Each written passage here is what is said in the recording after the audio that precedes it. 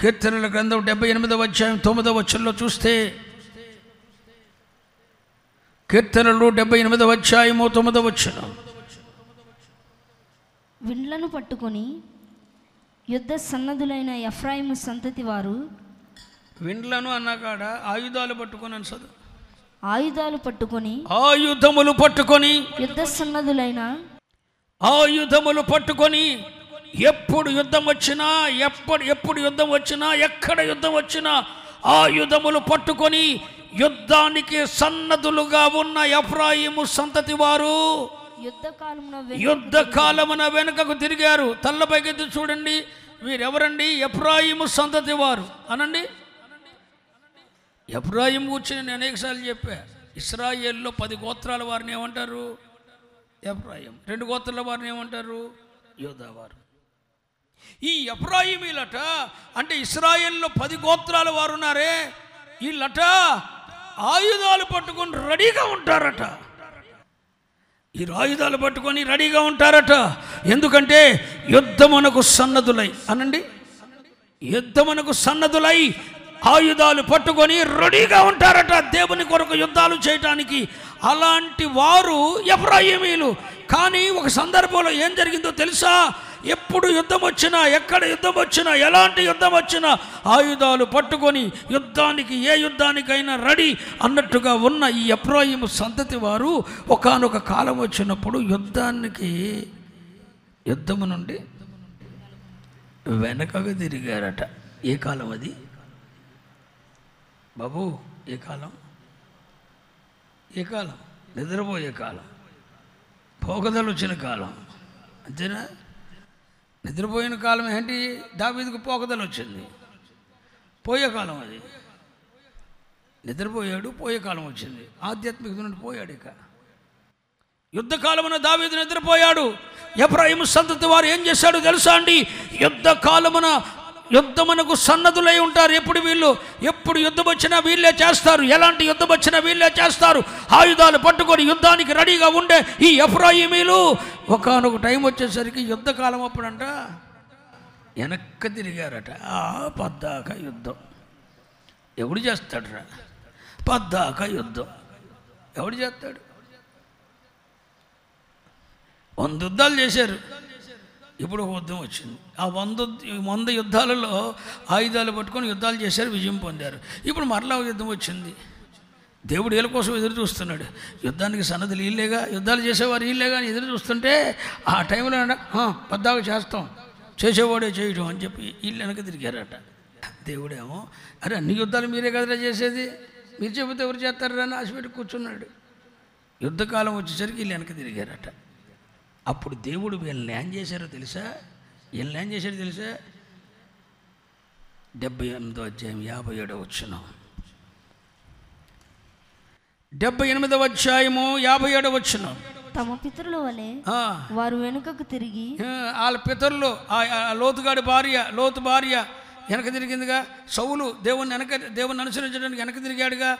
అలాగా మనోళ్ళు కూడా యుద్ధకాలం వచ్చినప్పుడు వెనక్కి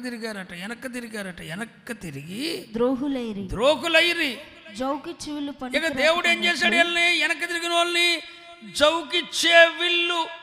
చౌకిచ్చే విల్లు యుద్ధానికి పనికి రాకపోయినట్లు వారిని పనికి రాకుండా చేసి వారు తొలగిపోయేటట్లు చేశాడు. ప్రభా, ఇది మరీ టూ మచ్ అయ్యా. 100 యుద్ధాలు చేసింది మేమేగా, ఒక్కసారి వెనక తీసినందుకు మమ్మలను చౌకిచ్చు విలువలే చేసావా? అవును, మరి వెనక్కి తిరిగింది ఏది పనికిరాదు. నాగటి మీద చెయ్యి వేసి వెనక్కి తిరిగింది ఏది పనికిరాదు. ప్రతిష్టతకు సమర్పించుకొని వెనక్కి తిరిగింది ఏది పనికిరాదు. ఒక్కసారి నాగటి మీద చెయ్యి వేసి ప్రతిష్టత, సమర్పణ, వైరాగ్యమని దేవునితో ఒక నిబంధన చేసుకొని నేను ఇలాగే బ్రతుకుతానని ఒక వడంబడిక చేసుకొని వెనుకకు తిరిగిన దాన్ని దేవుడు ఏం చేస్తాడు తెలుసా? చౌకిచ్చు విల్లు పనికి రానిదన్నట్లుగా పనికి రాకుండా చేస్తాడు. ఒక్క యుద్ధం చేయకపోతే, యుద్ధకాలమున ఎప్పుడు యుద్ధాలు వీళ్ళే చేసేవారు, కానీ ఆ యుద్ధంలో వీళ్ళు వెనక్కి తిరిగారట. పద్దాగా చేస్తాం యుద్ధాలు అని వెనక్కి తిరిగిన వాళ్ళని దేవుడు పనికి రాని చౌకిచ్చు విల్లులాగా. ఒకటి చేతిలో ఆయుధం ఉంది, విల్లు వేయాలి. విల్లు గట్టిగా ఉంటే స్పీడ్గా ఎంత శత్రువు దగ్గరికి వెళ్తుంది. కానీ ఇల్లే జౌకిస్తుంటే పనికిరాని జౌకిచ్చి వీళ్ళలాగా చేసేసాడు.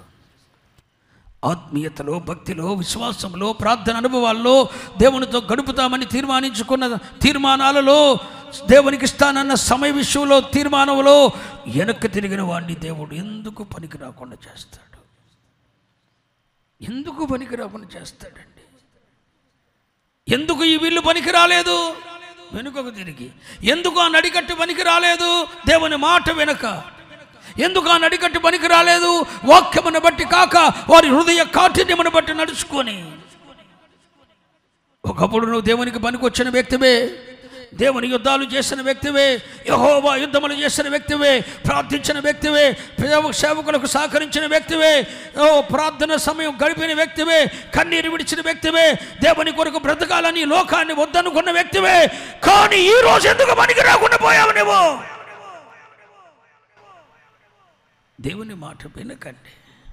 2, నీ హృదయ కాటిని చొప్పున నడుచుకున్నావు తప్ప దేవుని వాక్యాన్ని బట్టి కాదు. 3, వెనక్కి తిరిగావు. ఏంటి వెనుకకు తిరిగేది? ఏంటి? కుక్క తన వాంతికి తిరుగుతుందట. కక్కేస్తుంది, వంట పడలేదని మళ్ళా వాంతికి తిరుగుతుందట. మరలా ఐగుప్తు వైపు తిరిగి, మరలా లోక వైపు తిరిగి, మరలా లోక సంబంధమైన ఆడంబరాలు, అలంకరణల వైపు తిరిగి నువ్వు వెనక్కి తిరిగి పనికి రాకుండా పోయావు. ఓ నా సోదరుడా, ఓ నా సోదరి, దేవునికి అంటి ఉన్నవాడా, దేవునికి అంటి ఉన్న నడికట్టు వలె ఒకప్పుడు నీవు ఉన్నావే, నీ సేవకుని అంటి ఉన్నావే, దేవుని అంటి ఉన్నావే, భక్తిని అంటి ఉన్నావే, పరిశుద్ధత అంటి ఉన్నావే. ఇప్పుడు ఎందుకు ఆయన అంటి ఉన్న నీవు వేరైపోయావు, పనికి రాకుండా పోయావు. పనికి రానిదాయను. ఆ నడికట్టు పనికి రాలేదు. ఆ విల్లు ఎఫ్రాయిమీలు విల్లేక వెనక్కి తిరిగినందుకు వాళ్ళు పనికి రాలేదు. మరి నేను అడుగుతున్నా, నువ్వు పనికిరాని దానివా, పనికిరాని వాడవా, దేవుని మహిమ కొరకైన పాత్రగా పనికి వచ్చే వ్యక్తివా?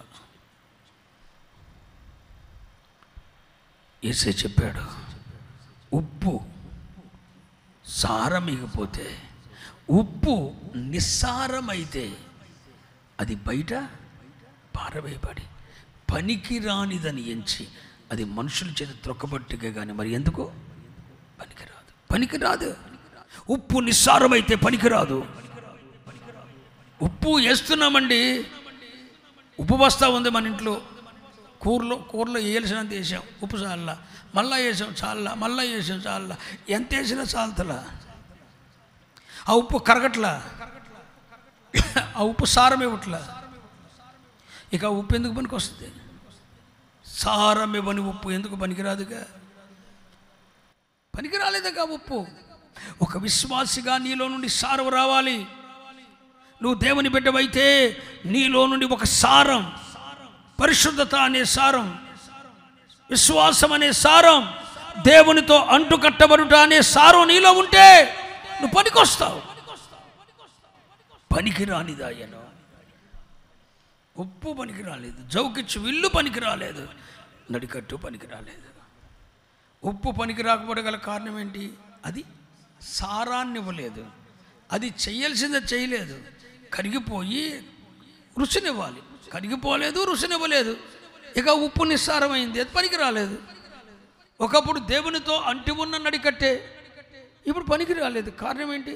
ఆయన మాట వెనుక ఇప్పుడు పనికి రాలేదు. ఎందుకు? హృదయ కాఠిన్యం చొప్పున నడుచుకొని ఇప్పుడు పనికి రాలేదు. ఎందుకు? దేవుని నుండి వేరైపోయి.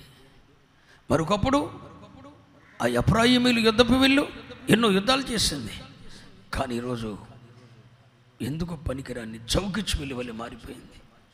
ప్రార్థన చేద్దామని మోకరిస్తే 5 నిమిషాలు నడిపింపు రావట్లా. ప్రార్థన చేద్దామని మోకరిస్తే 5 నిమిషాలు నడిపింపు రావట్లా. ఎవరితో మాట్లాడారు, ఏమేం చేయాలి, జ్ఞాపకం వచ్చేస్తున్నాయి, ఎక్కడెక్కడో గుర్తొచ్చేస్తున్నాయి. ఇప్పుడు ఏంటో ఇంపార్టెంట్ విషయం ఏంటో గుర్తొచ్చేస్తుంది. 5 నిమిషాలు ప్రార్థనలో ఉండలేకపోతున్నాం, జౌకిచ్చు విల్లు అయిపోయాం. ఒకప్పుడు గంటల తరబడి ఆత్మలో ఊగిసలాడే నీవు ఏదో పిచ్చి పిచ్చి ఆలోచనలు వచ్చి ఎక్కడెక్కడికో వెళ్ళిపోయి నీ మైండ్ ఏదేదో గుర్తొచ్చి ఎవరెవరితో మాట్లాడాలని అనుకొని ఏదేదో తలంచి మర్చిపోయి నేను గుర్తొచ్చేసి అక్కడికి వెళ్ళిపోయి నీ మైండ్ అంతా ఖరాబ్ అయిపోయి 5 నిమిషాలు మోకరించలేబద్దాం. వెనక్కి తిరిగావు. జౌకిచ్చు వెళ్ళే పనికి రాకుండా పోతున్నావు.